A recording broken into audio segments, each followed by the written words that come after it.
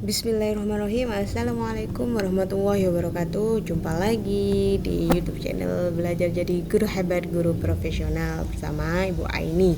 Nah, teman-teman guru, gimana kabar setelah tahun baru ya? Di tahun 2024. Nah, ini video YouTube yang pertama kali aku share ya, karena faktor kesibukan dan liburan. Jadi baru kali ini sempat bikin YouTube. Oke teman-teman guru, semoga kita semua diberi kesehatan, kemudahan dan keselamatan dalam menjalankan tugas kependidikan kita. Intinya mudah-mudahan lelah kita menjadi lillah, amin. Baik, pada video kali ini saya akan share tentang ini ya, aksi nyata yang telah lulus validasi. Kalau video sebelumnya itu berupa PowerPoint-nya ya, dan ini adalah yang format lengkapnya. Dan mohon maaf kalau ada suara-suara rame kendaraan, karena ini biasa ya aku take videonya di luar. Nah, langkah pertama teman-teman guru kasih judul ya, beri judul dan kasih logo. Ini logonya entah mengapa kalau sudah ditaruh di Google Doc ya menggunakan Chromebook dia hilang logonya, tapi gak apa-apa ya. Lalu di halaman selanjutnya itu aksi nyatanya, judulnya kan kriteria ketercapaian tujuan pembelajaran. Topiknya merefleksikan pembelajaran murid, ini dilakukan oleh guru. Jadi latar belakangnya, sampai belibet ngomongnya teman-teman, maaf ya. Jadi latar belakangnya kita tuliskan ya, aksi nyata kriteria ketercapaian tujuan pembelajaran dengan topik merefleksikan pembelajaran murid yang dilakukan oleh guru memiliki latar belakang sebagai berikut. Yang pertama, guru hendaknya merancang pembelajaran berdiferensiasi dengan menjabarkan asesmennya. 2. Guru perlu melakukan pemetaan mengenai gaya belajar, minat, dan kesiapan belajar murid untuk mengelompokkan aktivitas murid. Yang ketiga, tujuan dari kegiatan pembelajaran berdiferensiasi adalah untuk memudahkan murid mencapai KKTP yang telah ditetapkan oleh mata pelajaran sesuai dengan gaya belajar dan minat murid sehingga pembelajaran lebih bermakna pada murid. Lalu teman-teman guru juga menjelaskan ya, di sini perlu dijelaskan juga ya definisi KKTP ya. Kriteria ketercapaian tujuan pembelajaran merupakan standar yang telah ditetapkan untuk menentukan apakah tujuan pembelajaran telah tercapai atau belum. Intinya KKTP ini kalau di Kurtilas dia itu KKM gitu loh teman-teman guru ya, pasti lebih paham lah ya. Jadi kriteria ketuntasan minimal. Nah, fungsinya apa KKTP? Nah, fungsinya untuk melakukan refleksi proses pembelajaran dan mendiagnosis tingkat penguasaan kompetensi peserta didik agar pendidik dapat memperbaiki proses pembelajaran dan memberi intervensi pembelajaran yang sesuai kepada peserta didik.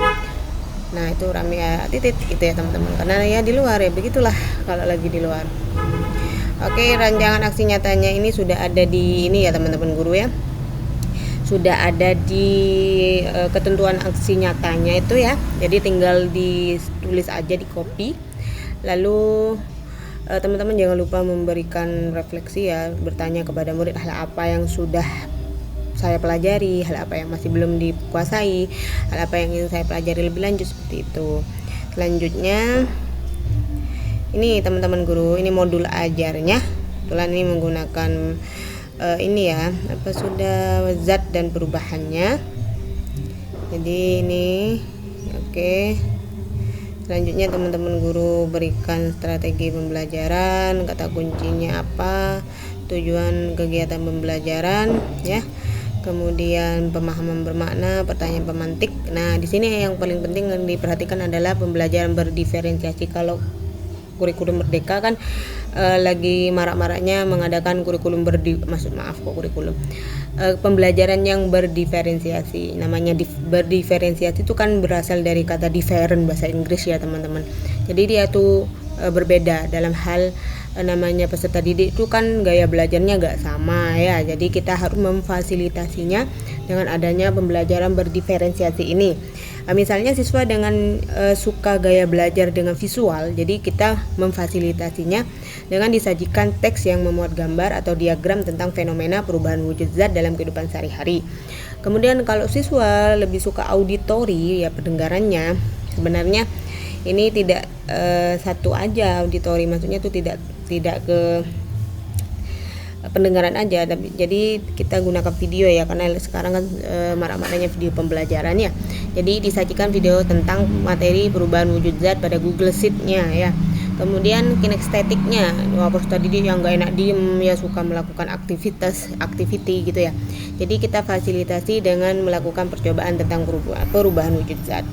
Nah, ini kegiatan pembelajarannya, jadi kita desain ya, ini menggunakan ini teman-teman guru, itu model pembelajaran discovery learning. Jadi discovery learning itu ada sintaknya ya pada inti yang memberikan rangsang ya, stimulation, kemudian kita memberikan identifikasi masalah, pengumpulan data dengan mengadakan eksperimen ya, kemudian pengolahan data, dia mencatat pada hasil pengamatan, kemudian pembuktian, kemudian menarik kesimpulan.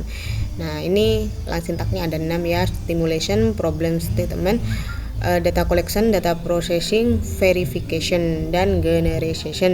Nah, menarik kesimpulan gitu teman-teman guru. Oke, selanjutnya penutup ya. Kemudian kita akan berikan refleksi, asesmennya berupa apa aja asesmennya kita masukkan di sini ya.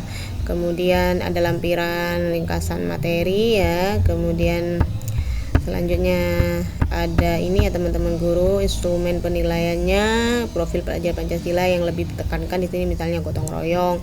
Ini rubriknya seperti ini gitu ya teman-teman, dan bernalar kritis. Nah, ini rubriknya seperti ini. Baik, selanjutnya ada LKPD ya. LKPD-nya ini tentang perubahan wujud zat. Jadi LKPD-nya sangat simpel ya. Ini sangat cocok digunakan untuk sekolah-sekolah seperti tempat saya mengajar yang masih belum memiliki alat lab. Ya, doakan semoga segera ada alat labnya. Jadi di sini praktikum tanpa alat lab ya. Misalnya menggunakan botol parfum, kemudian es batu, kemudian balon udara dibuka, ditutup ikatnya. Nah, cara kerjanya dimasukkan, lalu kita buat kisi-kisi soal penilaian pengetahuannya untuk menilai pengetahuannya ya, asesmen formatifnya setelah akhir pembelajaran. Lalu kita masukkan penilaian keterampilan dengan membuat laporan ya. Selanjutnya kita menggunakan rubrik penilaian keterampilan dengan KKTP. Jadi dengan kakak rubriknya ini kan maksudnya KKTP-nya menggunakan rubrik ya. Jadi pendekatan rubrik yang dimaksud sedang tuh seperti apa, sedang berkembang seperti apa poinnya ya. Kemudian mahir, sangat mahir, itu poinnya 5-6 tuh sangat mahir. Jadi misalnya di sini aspek yang dinilai itu isi pesan keterampilan berkomunikasi ya. Dikatakan sedang berkembang jika hanya sedikit teman-teman kalian yang dapat membedakan wujud zat pada model partikel yang kalian buat. Nah, itu berarti dia keterampilan komunikasinya kan sedang berkembang. Kasihlah poin 2 atau 1 seperti itu teman-teman guru ya. Selanjutnya ada juga ini rubriknya sampai di sini, keindahan dan kerapian laporan praktikum ya. Jika sedang berkembang apa rubriknya, seperti itu teman-teman. Untuk rubrik penilaian unjuk kerja ya, sini juga kita masukkan ya, kalau sangat mahir apa ya, dikategorikan sangat mahir, kemudian mahir, sedang berkembang, seperti itu teman-teman guru. Nah, kemudian kita buat skala penilaian kinerja, dibuat rentang 1-6 ya. Jadi aspek yang dinilai itu apa ya, kita tulis di sini ya. Kemudian di sini menggunakan karton atau ya kertas lah boleh. Kemudian umpan baliknya ya, umpan baliknya di sini saya menggunakan Google Google Form ya. Jadi teman-teman guru bisa memanfaatkan Google Form-nya. Jadi biar tidak menggunakan banyak kertas seperti itu ya tujuannya ya. Kalau ini kan menggunakan kertas ya, jadi ini di print out dulu baru anak-anak tuh menulisnya. Ya, memang ada kelebihan dan kekurangan segala sesuatu pasti seperti itu teman-teman guru ya. Kalau menggunakan kertas ya enaknya ya tinggal ditulis aja, tapi tidak enaknya dia buang-buang kertas. Nah, kemudian setelah dinilai dia kan sudah tidak terpakai lagi. Tapi kalau kita menggunakan Google Form ya, Google Formnya ini kita lihat yang tentang KKTP ya teman-teman guru. Sebentar kita cari dulu. Oke, wait, maaf kalau rame ya teman-teman guru. Oke, sebentar. Wow, masih ada. Sebentar. Ini OSAS workshop, oke, soal pengukuran, umpan balik, umpan balik numerasi, bukan umpan balik siswa. Mungkin ini ya, kita lihat dulu ya, mungkin itu ya teman-teman guru. Jadi kita tulis, nah ya alhamdulillah tepat ya, tepat sekali yang ini.